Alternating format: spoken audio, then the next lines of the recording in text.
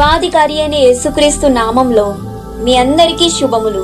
క్రిందనున్న పాతాళమును తప్పించుకొనవలెనని బుద్ధిమంతుడు పరమునకు పోవు జీవ మార్గమున నడుచుకొనును. మనం రోజు చేసే ప్రతి చిన్న పని, మాట్లాడే ప్రతి మాట, తీసుకునే ప్రతి నిర్ణయం, ఇవన్నీ మన గమ్యాన్ని నిర్దేశిస్తాయి.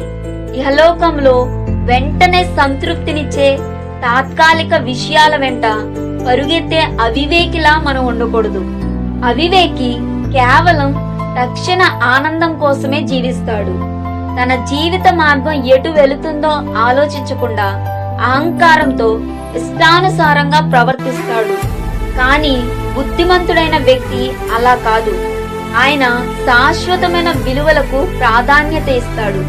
ప్రతిరోజు ఆత్మ పరిశోధనతో, క్రమశిక్షణతో కూడిన జీవితాన్ని జీవిస్తాడు. ప్రతికూల పరిస్థితుల్లో కూడా ధైర్యంగా, జ్ఞానంతో ముందుకు సాగడానికి దేవుని సహాయం పొందుతాడు. కాబట్టి మనం ఎలా ఉండాలి? అవివేకంతో నశించిపోయే మార్గాన్ని ఎంచుకుంటారా? లేక బుద్ధిగా వ్యవహరించి రక్షణ మరియు నిత్య జీవ మార్గంలో స్థిరంగా నడుస్తారా?